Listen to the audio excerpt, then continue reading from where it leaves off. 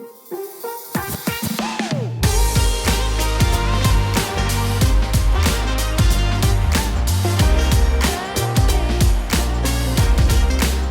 and welcome to episode 6 of the It's Not About That podcast. Today we're talking with Megan Smith, or Meg as she's affectionately known. And Meg has a great story about having to make the decision to leave what she thought was her dream career, having done the study, having done all the hard yards, working her way in, and realizing that perhaps this isn't actually healthy for her and not the best space for her to be in. It's a really emotional chat, and I'm so grateful for Meg opening up and taking the time to tell this story. I acknowledge the traditional owners of the land in which this podcast was recorded, the Yuggera, Yugara, and Yugarapul people, and pay my respects to elders past and present. I made a TikTok, actually. Did I tell you about that? It's so weird. About your name? Or just in general? No, in general. Like for my carpentry. I've made a TikTok. So by the time that I'm like qualified, the idea is that I'd have like a bit of content on there. And I could just kind of like use that as a portfolio almost.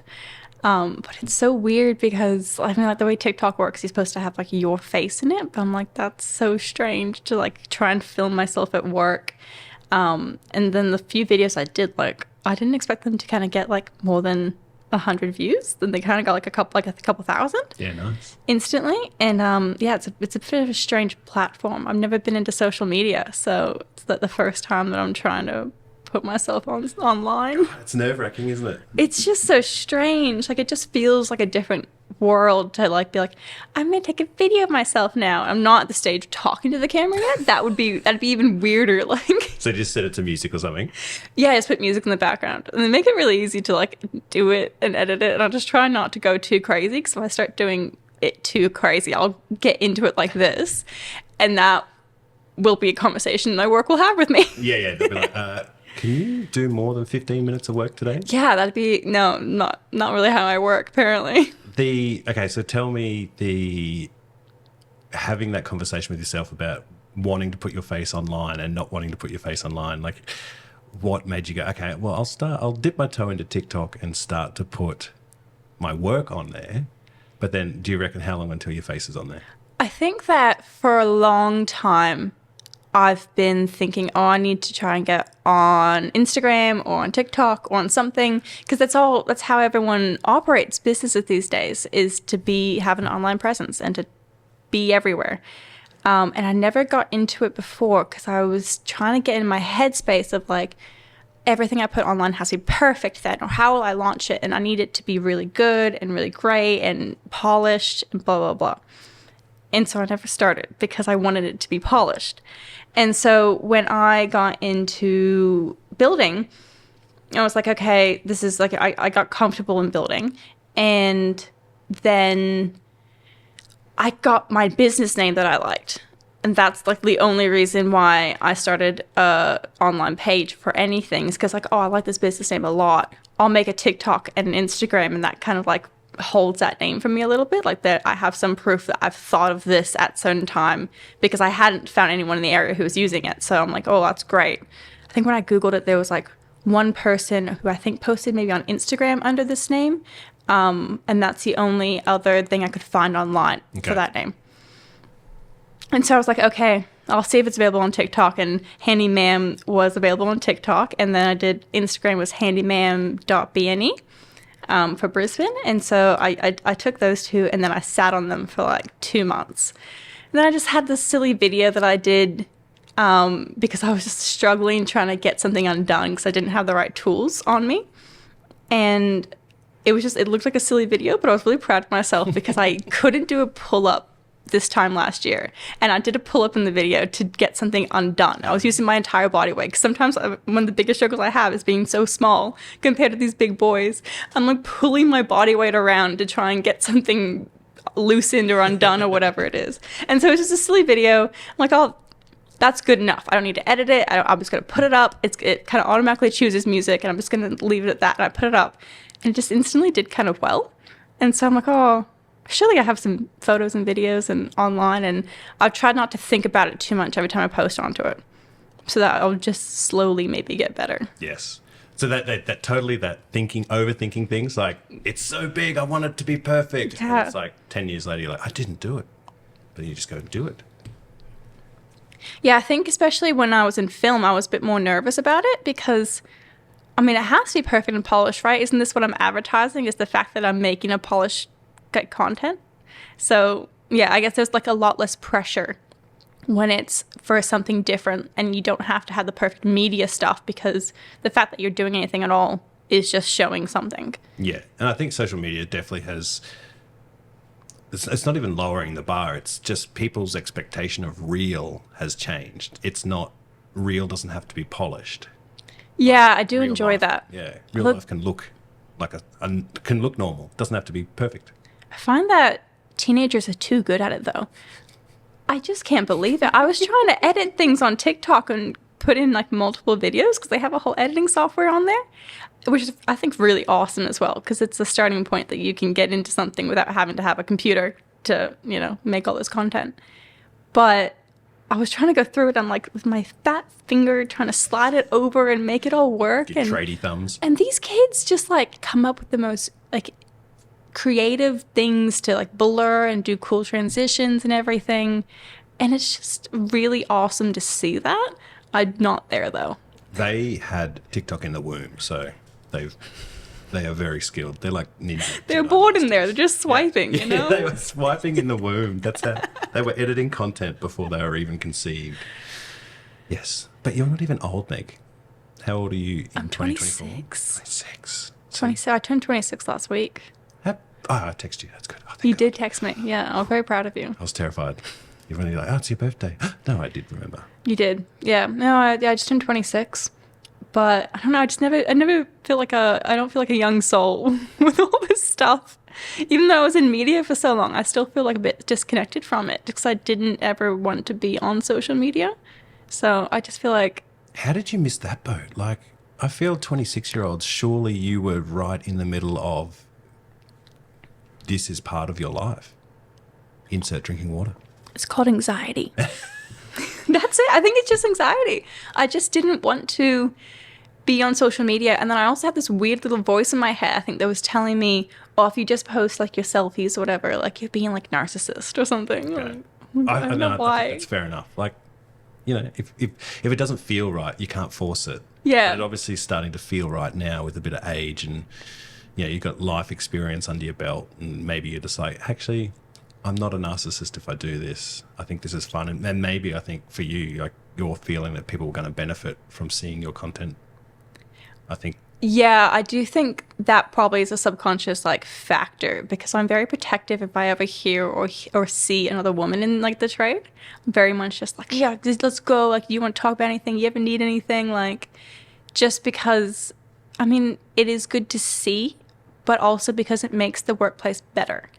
Like, everyone is going to start working at like a higher standard and start acting at a higher standard and will create better things if it's a well-rounded workplace. Like, just like any workplace, you want well-rounded views, well-rounded thoughts, and you need a range of people for that. Totally. It can't all just be one lane of one thought, one people. Especially because like a lot of the tradies kind of seem to fit into like only like one or two types. And so it's really nice to, you know, expand on just thought processes. Like, people kind of get impressed by like my just like the way I'll break down a task, I guess. But to me, that's just kind of a standard way to look at a problem. And I think that maybe like my thought process is a bit different to other people because other people are bigger and stronger and they'll just hit their way through a problem. And I can't always do that because I am little and I am soft. I'm just thinking, like, guy in front of a wall, problem, hit. They do. They go in, they're like, they'll look at it for like a hot second and then they'll just get their hammer and just start bashing it. And I remember for a while kind of like watching that and then getting my hammer and trying to bash it and then just not seeing the same outcome. Yeah. And so I had to be a bit clever. Dude, that's really that's so insightful though. It's kind of like I couldn't bash my way through problems. I love it. I mean, it's good though, because I guess as the industry before I've entered it, it has still evolved from back in the day being very much, you have to lift it, you have to do all this, blah, blah, blah, to now getting to a point where I think women are willing to go into it because there's lifting laws. You're not supposed to lift this. You can't require me to lift too much. And so there's some people who are still old-fashioned and think, yeah, you just got to do it, you just got to do it. But no one can force you to. Like, you know, like they can't have an unreasonable expectation for you. And the I don't know what the exact legislations are, but they're very doable. Yeah. You know, like no one should have to feel intimidated for where they start, and everyone's going to start somewhere, and everyone will get stronger. So I can bash my way through problems now, but I think first. Yeah. You're like, I still love to hit shit. It's a new love I've developed of hitting shit. You're like, you see a problem, you're like, I could fix this without hitting it, but you know what? Once a week. Once a week, I'll just smash it. Oh, that's so good. Now, well, that leads me into kind of wanting to find out. So you and I met through when you were doing your film industry work. Yeah, we met through my brother. You were studying, you were in your last year, roughly, you were doing your grad film, maybe? So I met Brendan, your brother. I met him during my grad film production. So he had come on board because we had child actors. And so my professor at the time, Stephen Lance, said, oh, child actors are really hard to get their performance right. And then if you miss it on camera, that would be a big problem. So we'll get someone from the industry to come and do a favor for us. And so we had Brendan, and he had brought a first AC as well. And I was a bit salty at first, actually, because I didn't get a camera department role in my grad film. And I was like, oh my goodness, that's like my whole thing. I don't even have anything to show for it. And obviously it turned out super well for me, but at first I was a bit salty. Yeah. Like, who are these jokers? Oh my God, I don't get my role. What am I going to do? But I mean, in hindsight, obviously he was doing the best favor for us. And obviously Brendan saw that I was very interested in camera and not my... I think I was assistant director and I had no idea what I was doing. And so I was just trying to get by a first AD role without knowing the steps or the rules or anything. I'm just kind of yelling at people like, let's stay on time. Now I'm confused. Was Brendan in camera or was he a child actor? Yeah. So we were bullying him because he's a little ginger. Yeah, little bastard. Little bastard. Yes. Yeah. Okay, so that was your final. Obviously, do you film your grad film in your final year? Yeah. So you did the beginning of your year, and then most of the rest of the course is just editing it, I believe it was. But there wasn't much left to do in that year after that. So I think I started working with Brendan kind of very shortly after that. And I think I got credits for some of my courses because I missed some of my courses because we started traveling. Hey. And I got credits for working in the industry instead of being in class, I think. Instead of learning what's in a book. I mean... You need to get credits for on-the-job training? Oh my God. There is a certain amount of hours you're supposed to do in the industry, which is a bit ridiculous because, like, they don't provide you any help with that. You're just like, good luck getting some hours. Yep.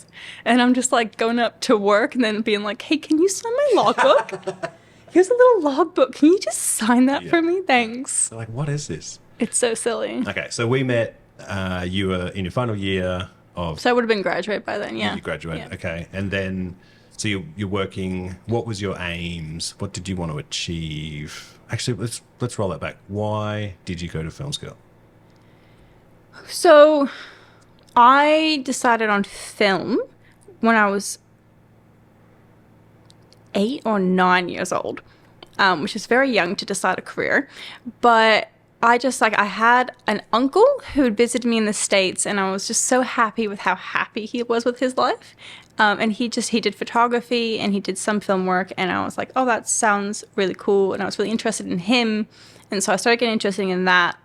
And then I got an iPod Nano with a little film camera. I would go around and film stuff with my little iPod Nano. Eventually got a camera. I just loved it. Got into high school. I started filming just all the stuff I could for there. Joined the film class. Loved it. And so I decided I wanted to do it. And then basically I went to uni pretty much because I was told that was the next step. which I don't think was correct, but that's what I was told was the next step. Push back on the norm, Meg. You can't push back. I'm in student debt for what reason? For what reason?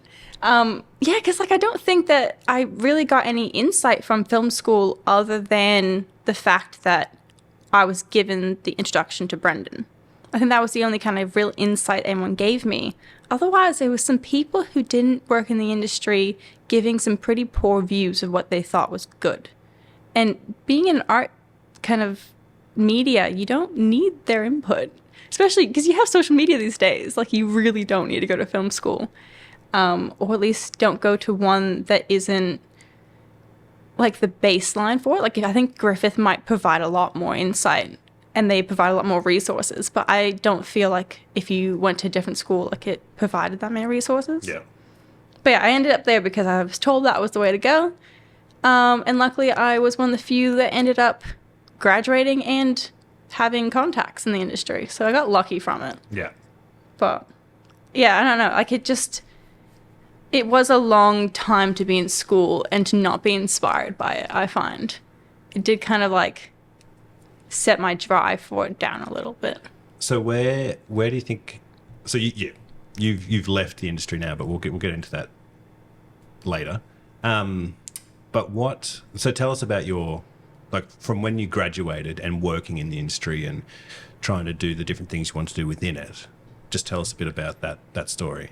So, I mean, I always wanted to be in camera department, just on movies and TV. I started working for Brendan, so we were doing kind of advertisements and stuff like that. So I was just doing much smaller stuff, and it was super helpful because you don't get learning opportunities on big sites, but you get them when you're just with someone else. And so I could figure out the way he was working and figure out the things that I needed to do and things that I needed to know and all that kind of stuff. So we were just doing kind of advertising roles, and he would walk me through what I needed to know for different things. To eventually he put me on to a TV show that had a low budget. It was a Channel 7 show, I believe. And they wanted entry-level camera department to do a week for free. So they had 4 or 5 weeks of filming, and they had 4 or 5 people. So one person would do a week for free. And that was like a learning opportunity or whatever. So yeah, it was really great to have a setup that was kind of nurturing, and then be able to go into an environment that was also nurturing to a degree.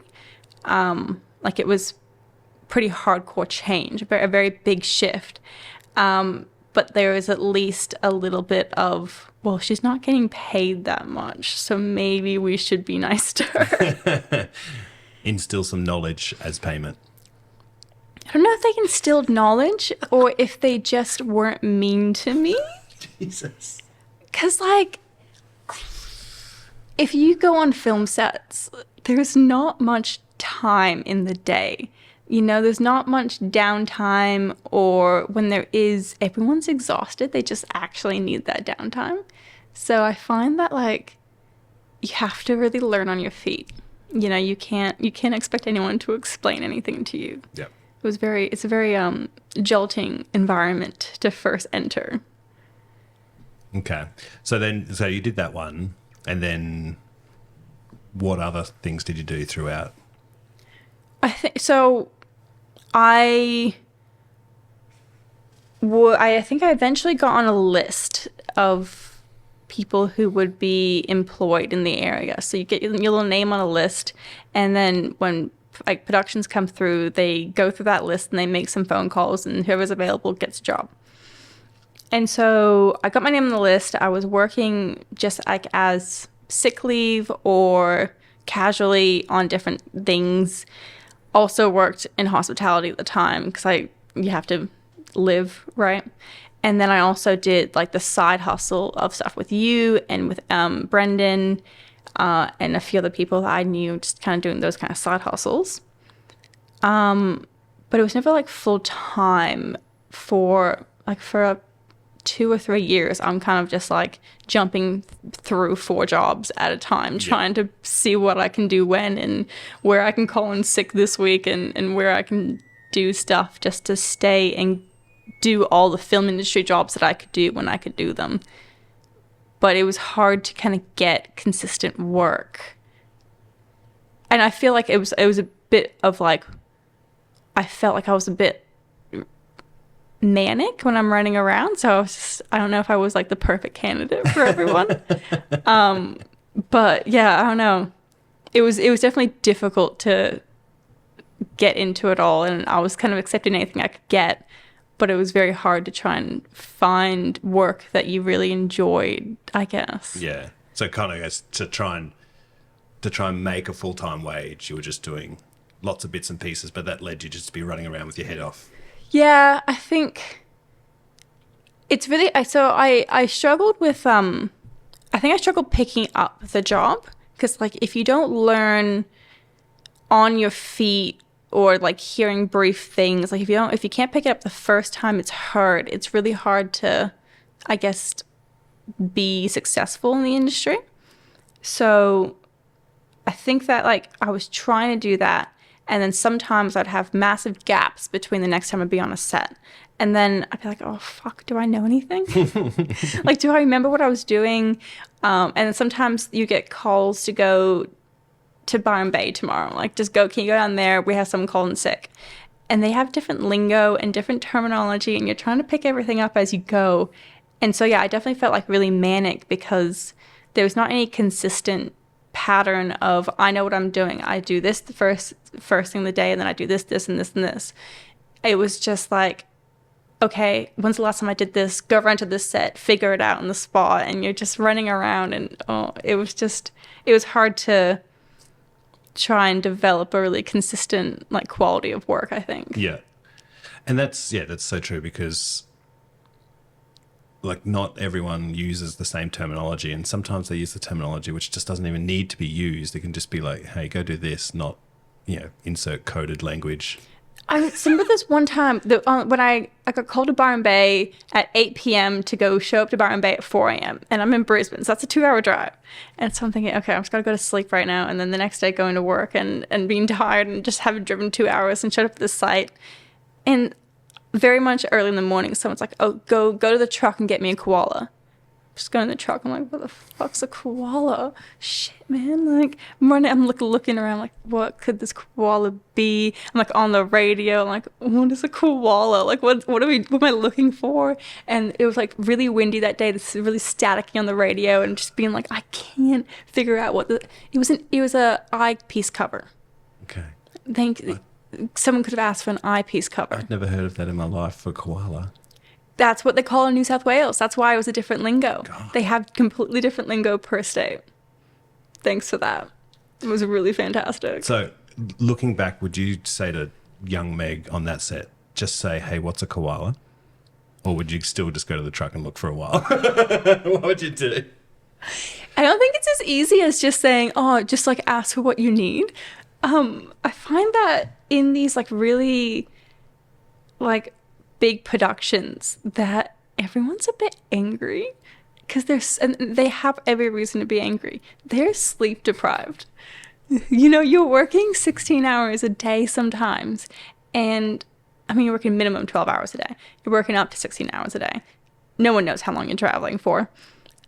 So everyone is tired, and when you're tired, you get angry, and then when you're angry, you don't know how to ask for what you want, and then you say weird things, and you expect everyone to understand you, and the little person who doesn't know anything to begin with is running around trying to meet your needs, and it's your problem when you don't meet those needs.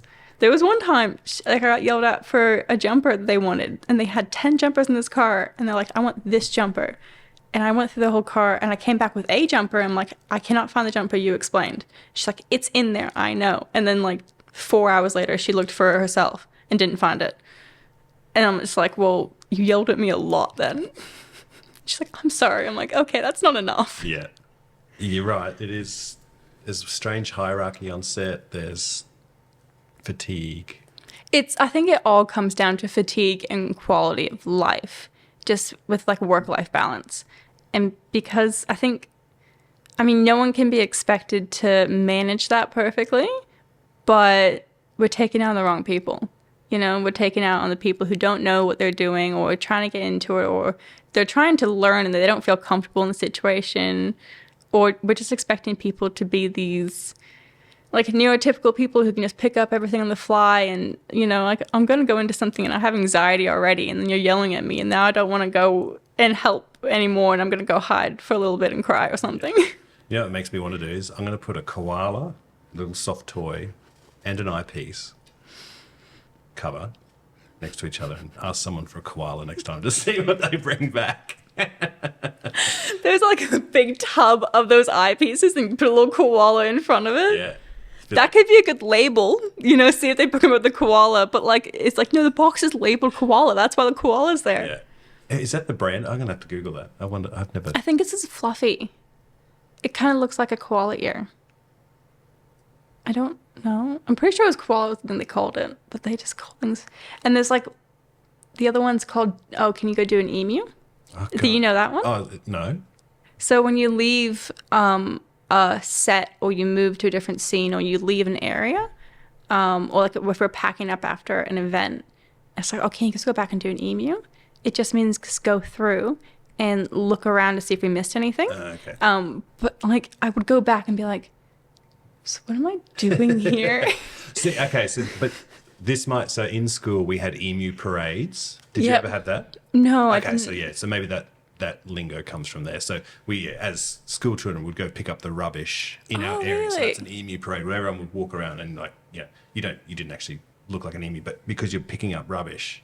Yeah, because like emu. everyone would say, because like an emu would be like kind of like a, I don't know, it sounds like a meerkat to me, but like you kind of go around and you're like, I don't know what emus do. I'm not from this country. So yeah, that one's. But neither are half the people in this industry, so why am I the weird one? Emu parade, and what's the other? I just lost it. Koala. No, I can't remember. Oh no, I just call it the idiot check. Yeah, no, I So like that. Yeah, I guess, but go do an emu. But you know what else takes the same amount of effort? Can you go check and see if we forgot anything? Can you go check to see if our equipment's back there? It's Same amount of important to effort. No, it's important to have little silly things that not everyone knows, so that people come back not having done the task in a timely, efficient manner because they were confused as to what to do. It's more important to do that. One of the weirdest like things that I struggled with when I was on film sets as well is that I have kind of like bad hearing. Because my ears are different, they have different types of hearing. That I'm really bad, like when I'm on the phone. If I hear someone and I don't know their voice, sometimes I'm a bit like, oh, what did they say? I don't really understand them. And that was a big issue when you get on radios. Because you'd have one little radio earpiece that's kind of shit in your ear, and it'd be kind of staticky sometimes, and people will just talk, and the little radio will be down here, and they'll just like talk like this, you know, just to make it difficult for you. And you'd be listening to it. I'm like, I don't know what you're saying. And until you work on something for full time for like 6 months, you do not get it. Like it just took me a long time to click in to understand what people were saying. So if you're not familiar with these weird terms, you're not familiar with what the lingo is, and no one explains it to you, it's even harder to understand what people are saying on the radio. Yeah, totally. It's just a lot. It's hard enough hearing like a normal non-coded language on a radio, like because it's just a bad frequency. Like it's. Yeah, it's not quality. And people will like be whispering because they're in like secret places, or they'll kind of like press the button a little bit too late so you hear the last of the word, or like it could be anything. And you're just thinking, what do you want from me? Are you talking to me? I don't want to like take up this like frequency if it's not about me, so maybe I'll just ignore it. Maybe that one was for someone else. I think it's the anxiety going back to that. Yeah. Just Meg on the radio always going, huh? What? What? That's me in real life, though. What? That's how I process information. I'll realize halfway through my what you said. Yeah. But I think sometimes that's, kids do that too. But it's like sometimes I do the same thing. If I haven't heard something fully, I will have processed it by the time I've said Yeah. or like pardon or whatever. Like, and you're like, oh, hang on, no, I heard that. And then they'll start explaining it again. You're like, no, I got it. But actually, they have this, and I talked about this with Haley the other day again, but I have this problem of people say stuff to me and I don't respond, but I feel like I have in a way, like, and Haley will be like, did you hear that? I'm like, yeah, I'm cool with what you said, but I haven't like gone like, Okay. Did you not see my left eyebrow go like, yes? Obviously, I know what you said. Exactly. So I get it. But radio and then workplace communication and people, it's all, it's just people. People are interesting. It's just, I think it's just because it's a different environment. It's not an environment that you can walk into and be any type of learning ability, whatever, and be able to succeed in it. Like, you have to be able to match their pace and just be able to pick it up really fast. And I think I learn information better when I see it. So if I take notes, that's really helpful for me. And if I can like see words, like if someone came up to me with a random name and they're like, hey, my name is blah, blah, blah, I need to write it down and then I'll know it. Yep. Which I always did, but you can't do that for all the information that you need to know. So it was just really hard to try and figure out what it was. You'd have a new camera every time you go. So you'd be like looking at this camera thinking, okay, so what are the settings I need to know for this? They didn't tell me what camera I'm working with beforehand. So I kind of just like, the basics, they're all kind of laid out in a similar spot, unless you're working the red. Oh, those reds. But like most things would be, something you could try and pick up from one and the other.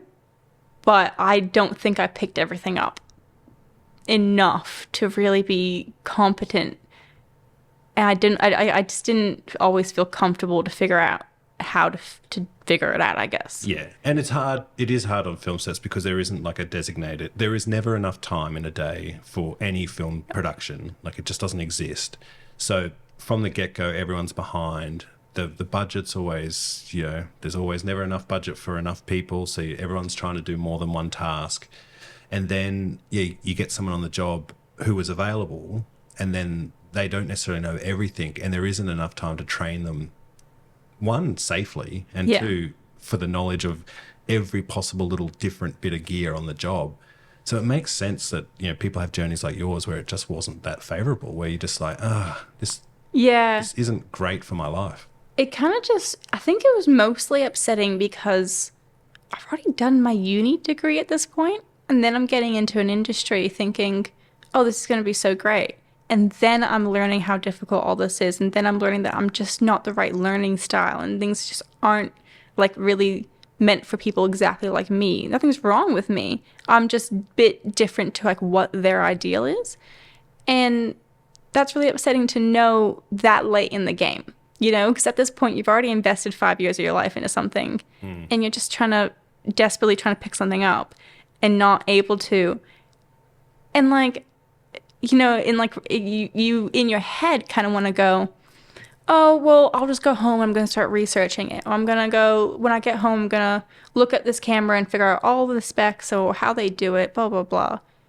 But you're also experiencing extreme burnout because you're doing these insane days. So then on top of that, you're going 12-hour to 16-hour days. You're traveling to Gold Coast for some reason, or you're going up to Sunshine Coast, or you're just going everywhere. You're possibly living out of a hotel room. You're just kind of already exhausted. Yep. You don't have time to sleep and eat, let alone go home and Google it and be better for tomorrow. It's not a normal 9-to-5 job in that way. No. And so, like, unless you can, balance all of that and you just have endless amount of energy, which I don't, it doesn't work. Like, it's just, and I'm just not the person that I think they were looking for those roles. Yep. Which is just, like, it's discouraging, but it's just, I think, the truth of the matter until the industry evolves in some way. You had a little trouble with a bit of sexism too, didn't you? Did you feel that was on every set or just? I think the problem was the people are not held accountable for being assholes. There was no accountability or repercussions for anyone who would take their exhaustion and anger from that exhaustion out on people. And the easiest thing to put me down for was that I was one of the few women.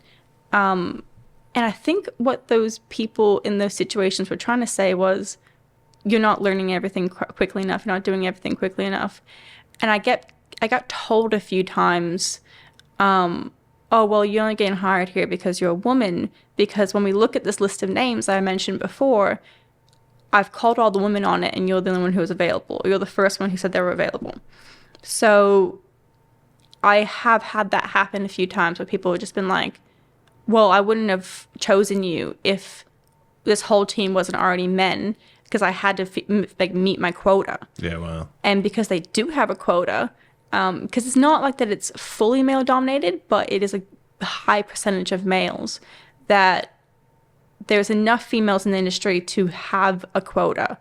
But then I think that some people might have thought they were scraping the bottom of the barrel, or that they were upset that I'd show up and I wouldn't know as much as Kevin, who was available, and just things like that. Yeah. I think, which is what the anger was, just getting put out on me, and it's the easiest person to put it out on because, again, I'm still the lowest in the area, so I'm the one who gets the beating, I guess. God, that sucks. I remember when you were telling me that a few years ago, and I was in my garage while you were telling me that story, and I still couldn't believe that in this day and age you were having those kind of issues with being the woman, being a lady, being a girl, whatever, on set. It was just like, it blows my mind. Yeah, I don't understand why it was the case. Like, I didn't actually know it was a male-dominated industry before I worked in the industry.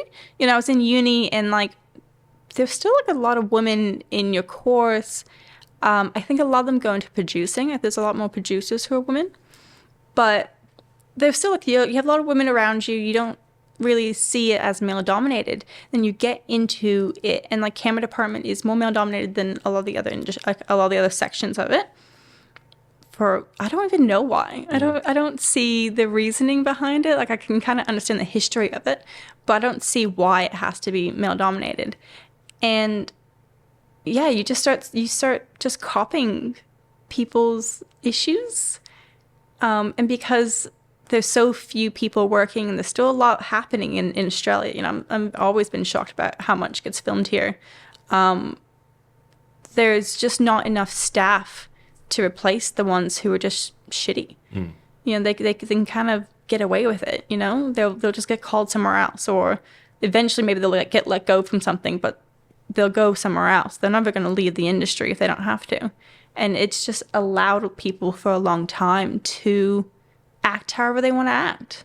There's a lot of just weird cultures in the film industry that people are just cool with. Yeah, I think it's very much boys club style things. Like, and a lot of industries have it, but doesn't make it right. But I definitely think, particularly those departments that had previously, well, and still, but they're very labor intensive, I think, had predominantly led to a high male ratio. Yeah, I mean, I don't really see the labor intensive part of it as something that was too difficult. I've always been kind of an active woman, and I'm not like a small woman either. So it's not like I'm tiny and trying to run around and carry these big Pelican cases. And you do have to push pretty heavy things up hills every once in a while, but it's not something that should be classified as like something that no one could do. I don't know.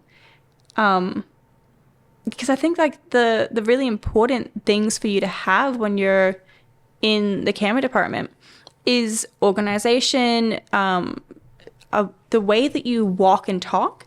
I don't have it, but if you have a lot of grace, it's really good, because you want to, kind of flow with everything and have everything kind of put together and everything's neat. And I mean, the way that you write on your clapperboard is really important. These aren't things that I would normally kind of in my head go, oh yeah, males are super organized and they have the best handwriting.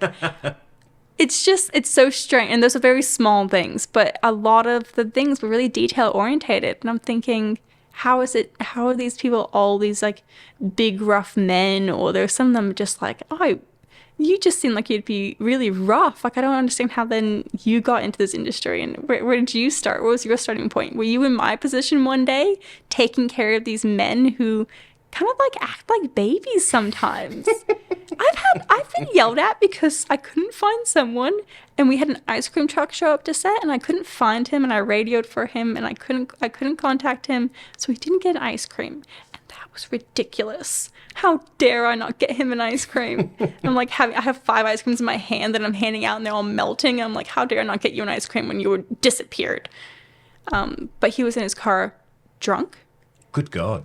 Because that's so normal. And again, people are exhausted, people are angry, people are also really drunk. And so it's just... I thought you were going to say he got let go on set because he turned up in a nappy and nothing else. So No, he did there's a lot of alcoholism and there's a lot of weird problems and people kind of just are cool with it. So it's definitely an industry to encourage teenage people to get into. And Absolutely. If you really love alcohol. I mean, it's one of the it's a very I think it's very like the whole way it's operating right now. I think it's very volatile because I think that things have to change. I left just before the latest film, what are they called? The big protest that happened down LA. I left before that. And I know that was extended to Australia. So I know there's a lot of things that have been happening since that. And then obviously a few years ago, it changed a lot with the Me Too movement. And it is kind of very quickly, I think, evolving. But there's no guarantee for anyone. So I that's why I didn't stick around. Because I'm like, there's no way I can wait 10 years and then see if it's still good. There's probably every chance that you would have just become a grumpy asshole. Am I not? You are far from an asshole. So grumpy. You smell like an asshole. No. Now, okay, so I have 2 questions before we move on. Are you sad that you felt you had to leave and that it wasn't in the industry for you? Like, did you have a bit of a love affair with it and now you're kind of going, I miss you or I want to see you again? In a way. I think it makes me very sad that I had to leave. But I think it was also like trying to deal with my own disappointment that I didn't succeed in it. And just trying to, I guess, justify that wasn't because I didn't think I was good enough. It was because I just didn't feel like it was the right way. Like I didn't feel like I was progressing the way I should be progressing. And so it took a long time to kind of get into the headspace of being okay with quitting. I think that was something that I wasn't ready to deal with for a long time. And then also the idea that, like, okay, I'm an adult now. Like, it's so weird. I have to find a backup. I have to figure out what I'm going to do. Is that going to be any better? And it was just a lot of anxiety and, like, self-reflection to be able to get to the point of, this is not because I'm broken. It's because the industry is not right for me particularly, and that's okay. I don't think I'd go back. I don't think I'd try it again. Because I know there's change happening and everything like that, but the second I got out of it and the second I got into a position where there was opportunities for learning, where you can say, hey, I want to learn something, or hey, I don't feel like I'm doing this well enough, where there's clear standards, like clear things that, like, this is what we expect of you, and get into an environment that also had a routine, because that's something you'll never get in the film industry. You'll never get a routine. Yeah. Get into an environment where I had a routine. I'd wake up every day. I'd go do this. I could set my tools up. I needed to do this, and this. These are the steps. I could just thrive. And I didn't realize how much just the change of attitude on a site would just, I could thrive as a person. And that's when my shame started going away. Because I still felt really ashamed. Probably about the first 6 months I had quit, because I'd been doing it for so long. I hadn't told anyone in the film industry, because I didn't want to, like, get into a different industry and then fail at that and then not be able to go back. So I didn't tell anyone. I was really quiet about it. I was just like, if I got calls for film stuff, I'm like, oh, I'm so sorry. I'm actually away on a job. I'm really busy. Or, like, I was just... And yeah, it just took a long time to be able to say, hey, I'm really enjoying this new life. And it's way better. And it really suits me as a person. That's so cool. I'm so cool in that where you've gotten to. I feel awful that you felt so bad about what the industry did to you, and that you had shame needing to leave, because I think there's 1,000 people every day, I think, who would wish that they had the strength to go, I've got to cut this off. Like, this is not healthy. This is not putting my life where it should be, where I want it to be, and not making me happy. I think you're amazing. I think it's a really huge... I've got goosebumps. I didn't realize it was that big. Yeah. Left. I think I get kind of emotional about it sometimes, just because I chose it so young, and then I had to tell my parents I'm not doing that anymore. I know I got my degree in it. I know I did everything, but like, I'm not doing it anymore. That's really difficult. And I'd always shown an interest in carpentry. Always loved it. I've always been just creating stuff in my spare time. It's like a good hobby of mine. But I didn't know how to use a power tool. I remember the first time I used a drill, I was actually filming my last production, and I had to make a camera trolley because someone's like, oh, there's so many camera lenses, we need a trolley we can strap them all down to. Here's some plywood, screw it to this thing. And someone handed me a drill, like, you can do it, go away. And I'm just like, what do I do with this? And just trying. And you know how drills spin, they hurt your wrist. And I was struggling. And no jokes, less than 6 months later, I was a carpentry apprenticeship and I was doing really good. And it's just so funny that I went from so quickly, oh, I don't know how to use a drill, how is this going to hurt my wrist, to, oh, I can put up a house, this is fine. It honestly, like, you blew my mind when we were texting or call or whatever it was, and you're like, dude, I'm doing an apprenticeship now in carpentry. I was like, Meg's becoming a chippy? Like, what the hell? Yeah, I feel like it was very strange because it was hard to kind of like process, like, yes, one of the things that I didn't like about film is that I felt like as a woman I was getting put down. Like, I fully got told, because you're a woman, that's the only reason why you have this job, or, you know, if you weren't, blah, blah, blah, it's just because we had to fill a quota. And like feeling like that, and then being like, but I chose carpentry. What idiot can put those two together? Yeah. But to me, our conversations, it sounds like you have experienced potentially less sexism. Way less sexism. As a tradie. Or the sexism that I experience is to my face.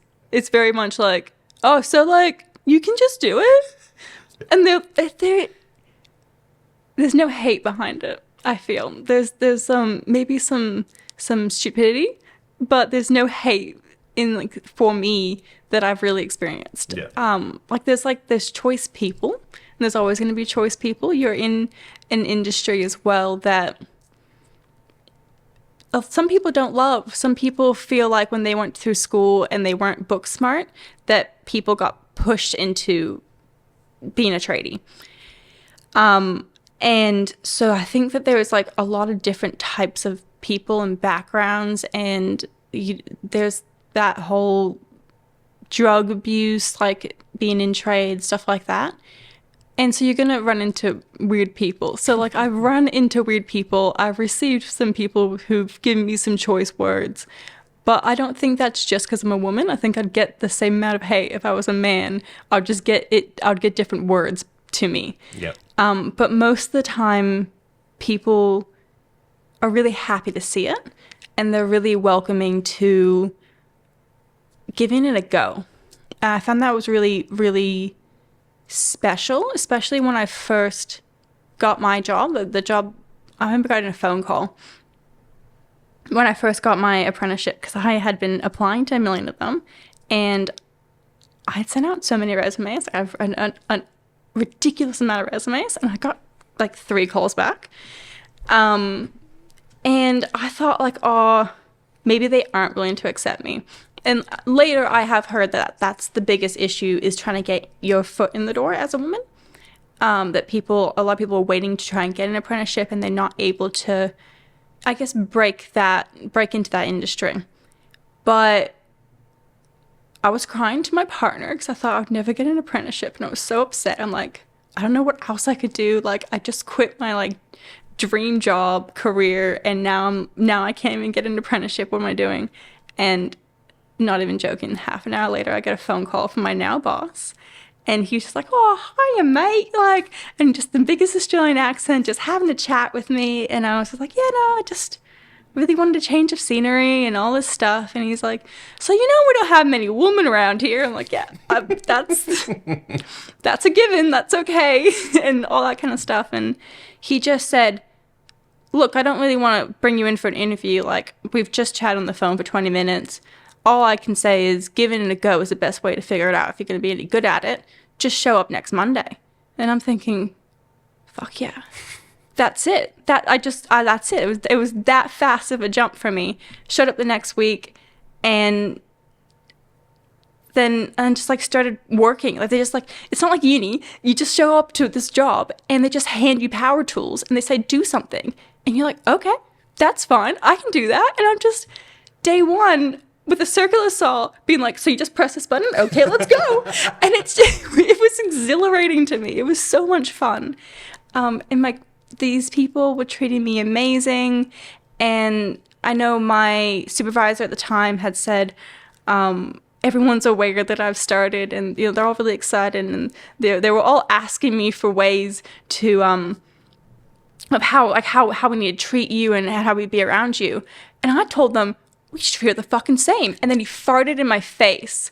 And then he just let out this big fart. And I'm like, damn, dude, I feel super equal right now. He just farted in my face. Fine. Well, not in my, he just farted right in front of me. I'm like, I'm here. I'm a part of this trade now. I have found my home. I found my home. It's so gross, and it's so just whatever. But it was just a very equality thing, because they're a bunch of boys that just do gross things together, and they'll pick their nose, and it's weird, and they don't care.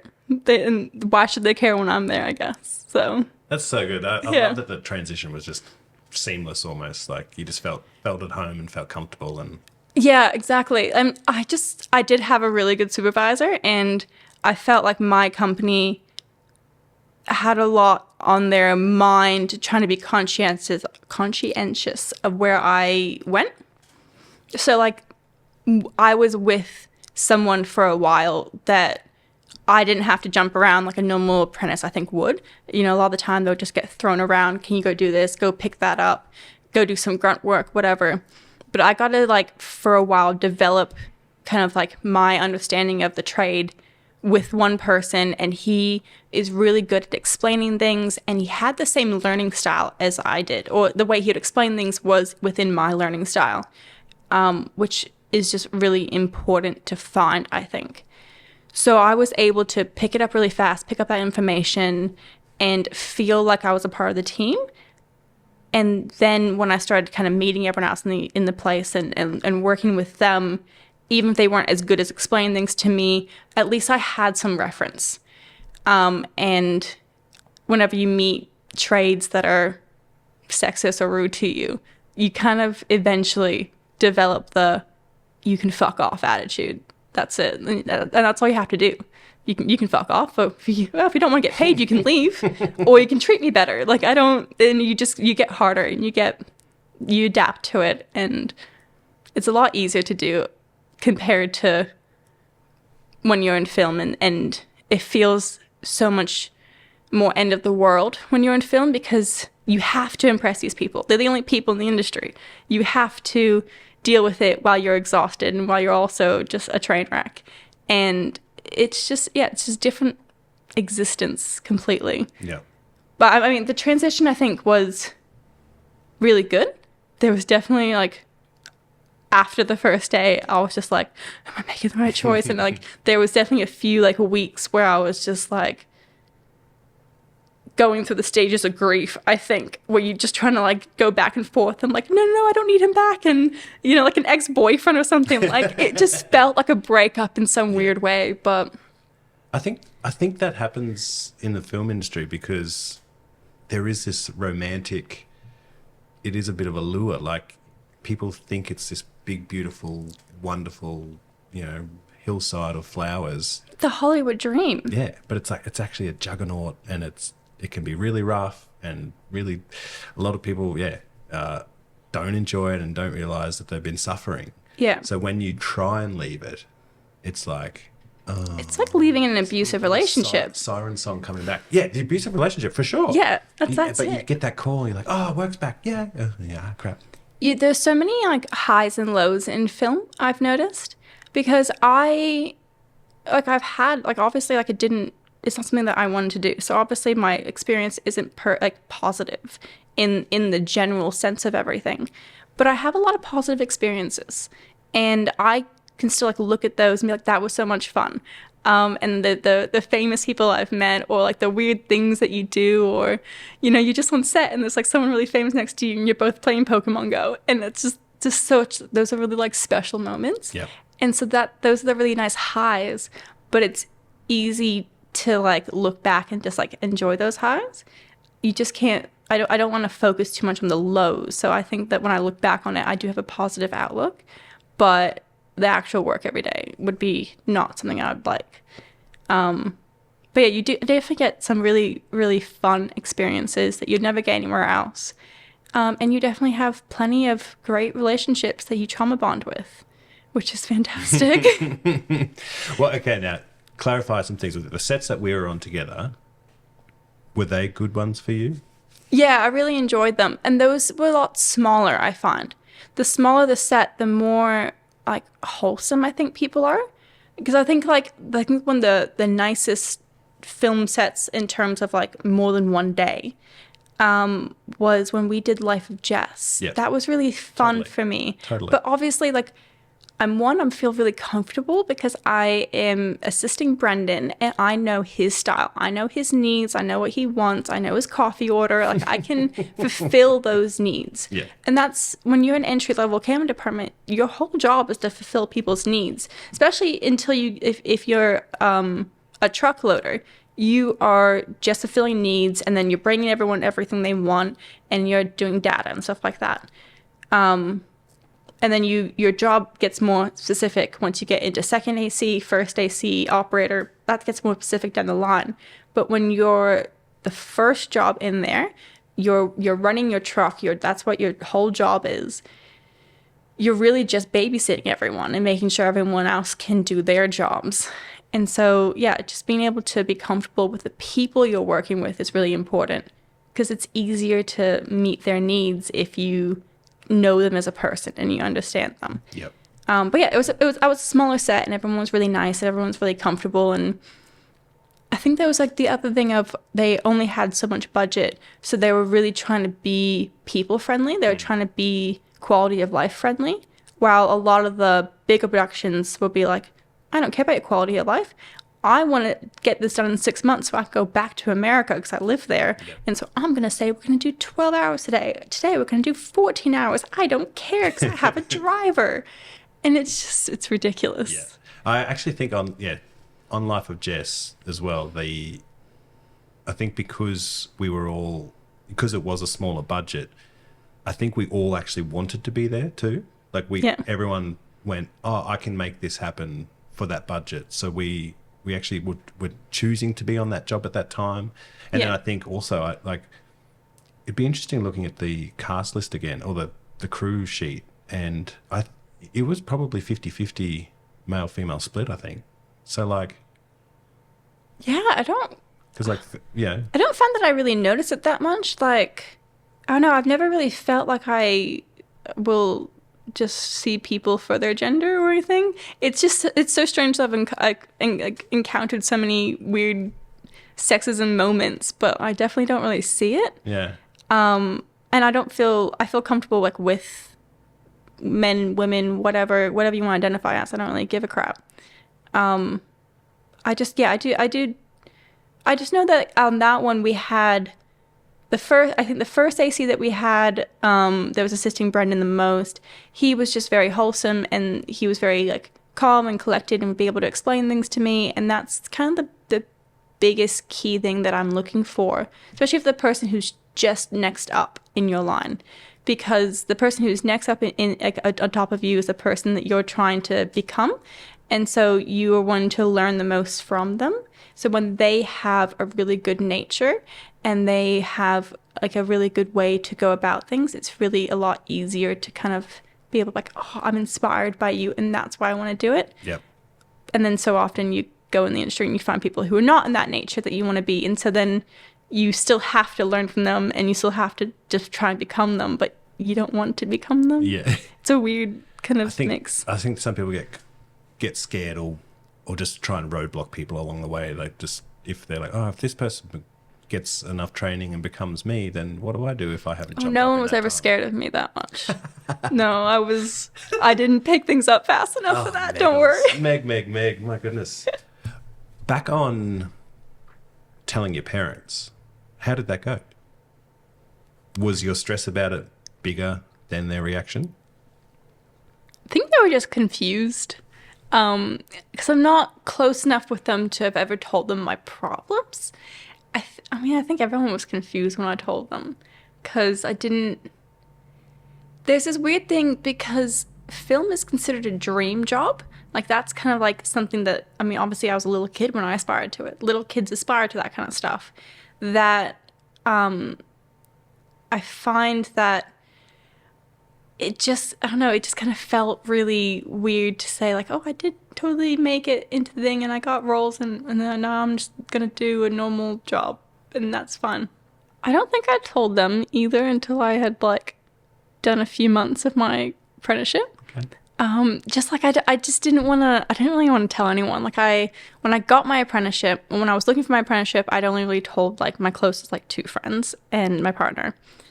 And I didn't tell like anyone else. I didn't post to social media probably for like the whole first year because I didn't want to like allude to it or that I had changed. I didn't change anything on my Facebook. Like it was all like, oh no, I totally do film still. And yeah, then one day I kind of like had settled in and I stopped feeling all the jitters of like changing and I stopped feeling like all the regret and I started feeling like, oh no, I'm really succeeding in this and it's going really well.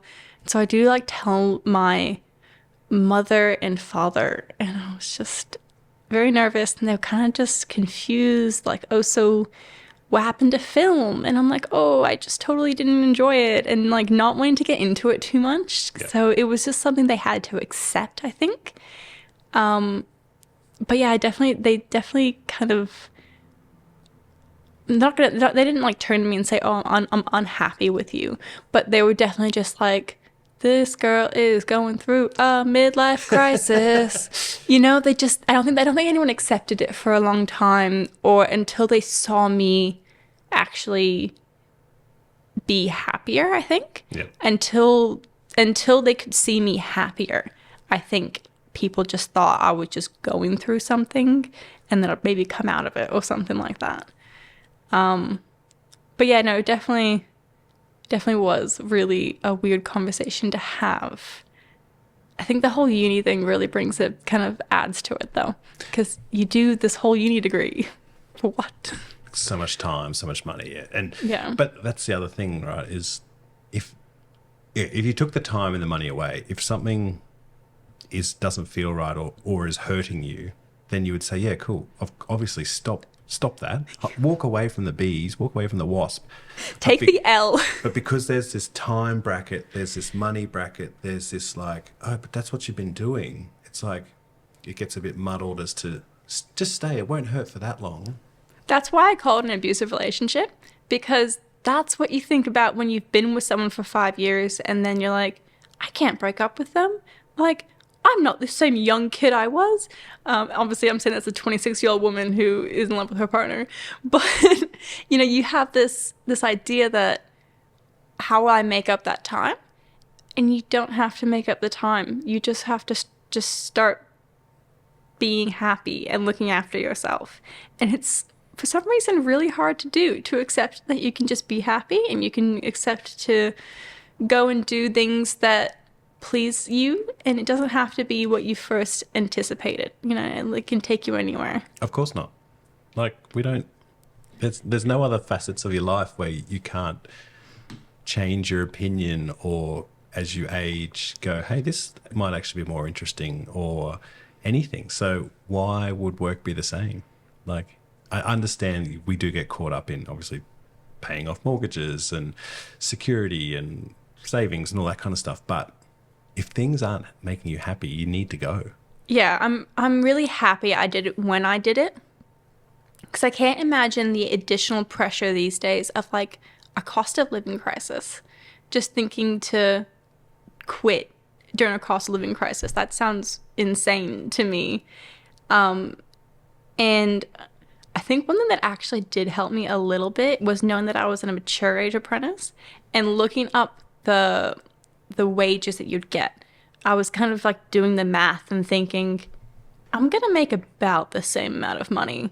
You know, I'm working full time compared to working weird hours. But yeah, knowing that I wasn't going to not be able to afford my life. I just knew that like for a few years I would not be able to afford anything extravagant because obviously I get paid only little. But then I guess also knowing that there's a lot to look forward to. Oh, there's. I think you'll thrive in this, and not. I think you'll thrive in it because you are Meg, like you are you, and I think now that you've found something that it is making you happy and you are great at, I think the financial benefits in the next 10 to 15 years, once you've finished your apprenticeship, established your business, and you're cruising through it, I think you're going to laugh. Yeah, the difference. Yeah, I think you've done the right thing. Like, I had no idea about the pain and the hurt that was behind the decision, but I'm so stoked you did it. I think that, yeah, it was, yeah, trying to admit to myself how much pain and hurt there was. Because, like, I'm a very happy person. Like, you know, I'm very much just live in the moment, go around, do everything. Oh, I know that. Yeah, there's not any brain cells going in there. I'm just dumb people the happiest. Anyways, I swear I'm intelligent. I'm a very happy person. And I'm going to tell you the story about, I think, the moment that I knew that I was going to quit. I don't think that I personally had, like, comprehended it yet, but it's, like, kind of the moment that I keep going back to. And it was, like, so it was in my last production when I was filming Joe Exotic. And I had already, like, there's a lot of, like, struggle. There was a few people, you know, that you hear about, but you don't see it. Of people like who get into car crashes and stuff like that. You know, they get really hurt because you're so exhausted and you're driving home that you just crash your car. And I had slept in my car so many times because I was so exhausted I couldn't get home. Like, I just wouldn't be able to drive. And then hearing like a coworker going through that, when I was working there, someone had fallen asleep on the way to work and crashed their car.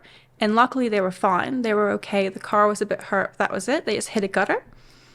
And then seeing that person show up to work in tears, and everyone was just like, oh, yeah, he's just having a day. He's just crying.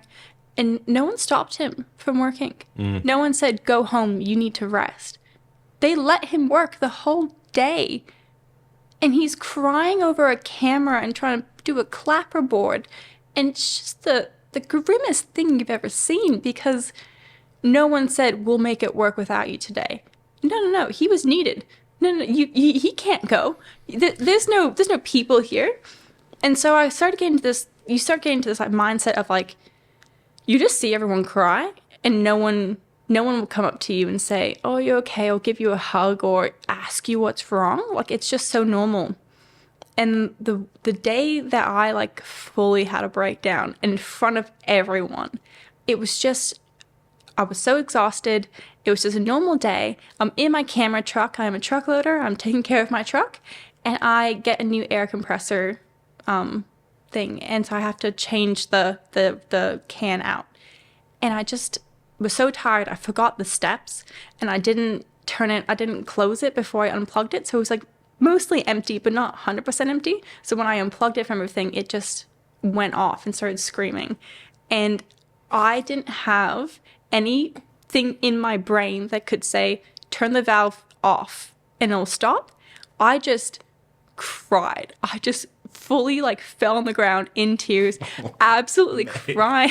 And it's making this big noise and everyone's like congregating and running around like, what's going on? And someone just turns it off. And I'm just fucking just sitting there crying. And it's like, it's okay. I'm like, nothing's okay. this whole thing is not right. And it was a dumb mistake that anyone could make. And it just didn't mean anything. Like, they weren't even filming at the time, so my noise didn't even bother anyone. But, like, that's all I could think about was, there must be recording, and I'm going to be making noise in the background, even though I'm, like, 3 streets away or whatever. And it didn't matter. It didn't matter, and there was nothing left in my brain that could figure out what did matter. And people just saw me crying, and one person checked up on me, like only one person, and everyone else just kind of like, and then walked away. It's just the weirdest thing to kind of experience that and not have anyone supporting anyone else, which I don't know how that's just happening. Like, I don't understand how that is just a life that people are living and not wanting to make sure that your friends and coworkers are okay. It's just strange. It's terrifying. But what excites me now is, though, you're in a place that you get farted on. So that's definitely the happy spot. There's a lot of love there. I will retaliate. Okay, I can burp very loud. He's like, you get me with a fart, I'll get you with a burp. I forget that I can't just burp in public all the time. And so I'll just be at a dinner table with, like, my partner's family, and I'll just burp really loud, and everyone will be like, they would be so outraged. And everyone automatically tries to look to, like, the nearest boy they didn't have eyes on. It was me. You're like, I'm a chippy, it's okay. Sorry, this is how I live my life now. All right, well, finally, so you're doing your apprenticeship. How long do you have left? A year left. My God. Yeah. What's the plan after that? What are you wanting to achieve? Am I supposed to have a plan? Nope. Good. Yeah, I mean, I guess when I started this industry, I didn't really have a plan. I just to kind of like, so I just wanted to branch out there. And so when I think about, like, what the future is going to hold, like, I'm not 100% sure, like, what kind of pathway I'll go down, whether I will do just chippy work for a while, or if I'm going to try and run projects, or if I want to start my own building company. But, like, I think that I'm just not worried about it anymore, because, you know, I set myself up for, you know, being able to have access to all the different roads, but it doesn't feel like the end of the world if I don't know yet. And that's a big relief, I think, compared to, like, you know, feeling I had to have a 10-year plan.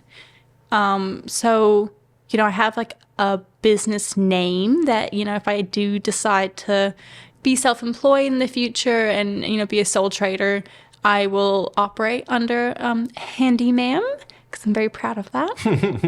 Handyman carpentry, you know? I do like that. And yeah, I think that I don't want to push myself anymore, because I was always pushing myself. So I want to just do it for long enough that I'm really fucking good at it. And that's my whole priority, is just getting really good at all the different things. And then if I get really good at them, I want to progress the next step. But until I'm really good at something, I don't feel like I have to rush my process anymore. So it's a big relief. How do you be a happy person? I find that my journey kind of, I mean, it wasn't really straightforward. I think that once I said, okay, this thing that I tried really hard for, that everyone would strive to be in this job role, once I decided that that wasn't for me and I accepted that, it was then being able to prioritize myself. And so I just tried to figure out a different industry. I was, I think, very blessed and very lucky to have my partner, because I had shown interest in carpentry before, but in high school I got the chat of, oh, that's not really for people like you. I don't think they're trying to be sexist. I think they were trying to worry about their OPs, because school looks good for their OPs, and I was doing really well in the OP system. So they don't want me to put me into a class that might hurt my college opportunities, my university opportunities. So they didn't want anyone who had any book smarts to go into those classes. But like that was a downer for me. And not like I didn't have any direct access to that. So being able to have my partner who saw me making things at home and saw me, being really interested in power tools and showing an interest in power tools, and then being able to have him say, oh, here you go, try this, or, I'll assist you with this. He one day turned around and was like, you'd make a really good chippy. And I'm like, really? That's the first time that, like, I think it felt like the world gave me permission to really think about it, because I had thought about it so many times, but it didn't feel like something that the world would, like, let me really be a part of. So having kind of, like, almost a permission to say, you're allowed to want that, that was really fantastic, even though it's not really the normal thing that people like you, a woman, would want. And so then I started getting into the mindset of being like, I'm allowed to like that, I'm allowed to want that, I'm allowed to seek that out. And so then when I started working in the industry, it was the first time I've had a routine since high school. So I felt like, it takes a while to get used to one, but I started getting to this thing of like, I could wake up every morning and I didn't like feel like crap. And I was getting into a routine that I could thrive into. So about 6 months or about a few months in my apprenticeship, I started realizing that like the reason why I wasn't thriving in everything the way that everyone else does was that I started realizing that I wasn't like neurotypical, that like my brain was just working in a different way. And that's when I started seeking out information about ADHD and getting a diagnosis for ADHD, which I did get. And I'd never heard of it before. I'd never done anything about it before. But once I like figured out that the reason why I was struggling with all these different things was just that my brain chemistry was different, and there's nothing wrong with that. Especially because like ADHD, I adore it. Like I know it's supposed to be like some kind of weird learning disability, but I adore it because it is the reason why I'm so passionate about so many different hobbies and why I have a can-do attitude and I'll figure out anything. I have an audacity that I can make anything, and that helps me so much.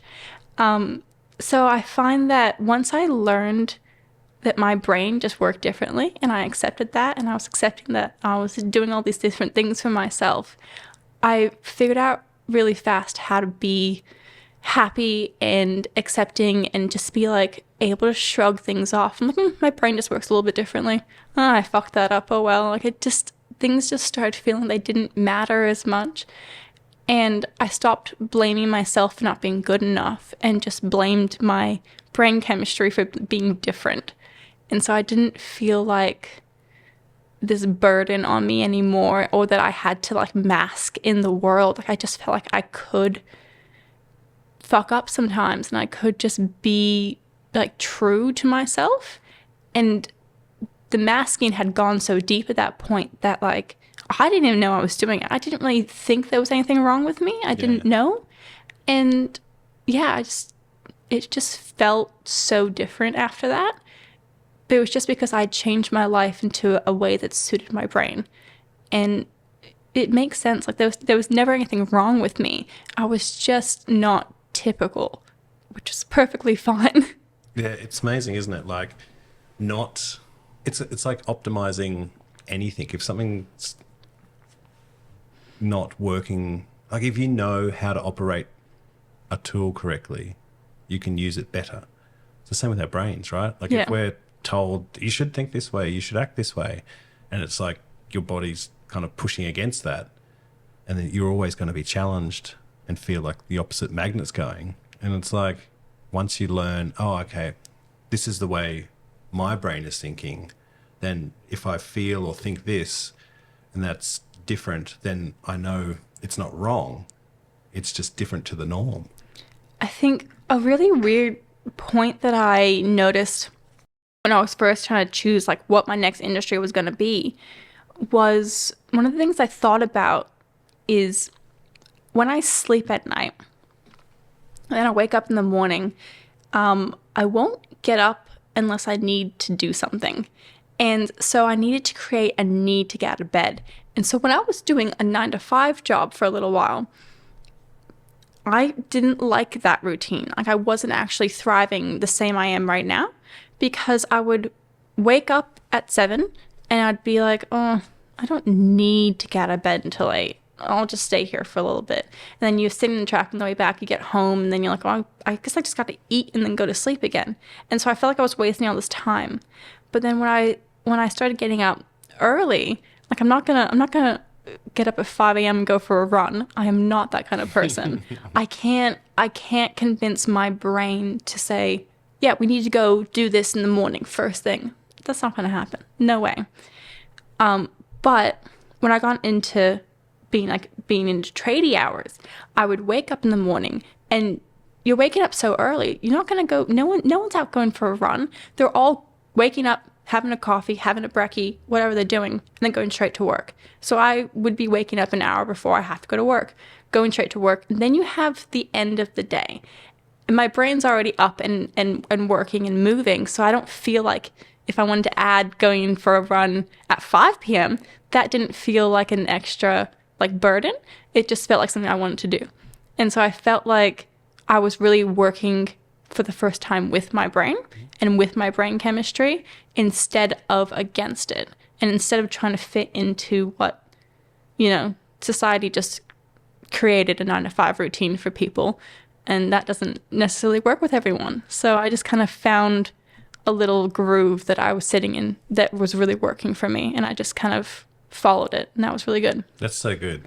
I'm so happy. Like, I'm genuinely happy for you. Like, it makes me excited to think that you're finally getting to be happy.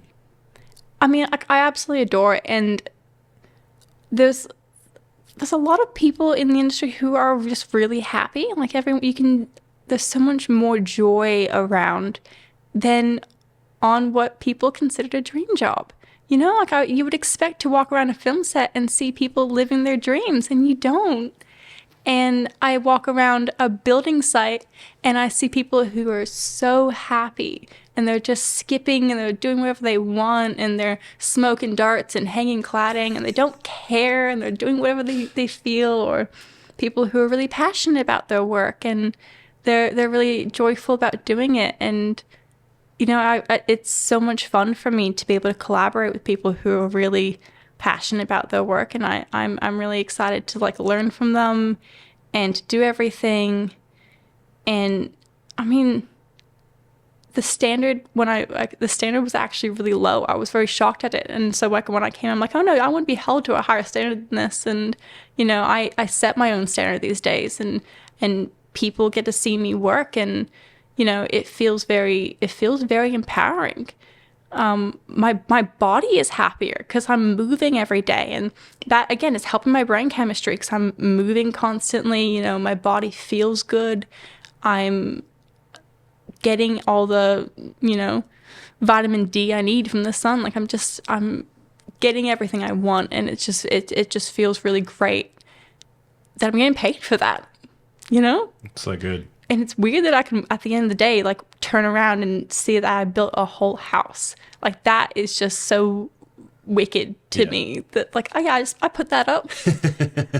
That's cool. I don't have a uni degree in this, but apparently you can just put these things up and someone's just going to tick it off and sign it off. And I just have a few rules I got to follow. And it's crazy that you can just DIY that.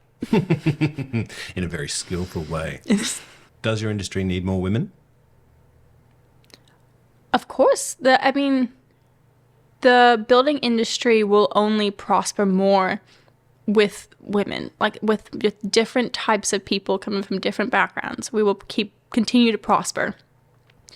I haven't met another female chippy yet, and I can't wait for the day. I've heard stories about them.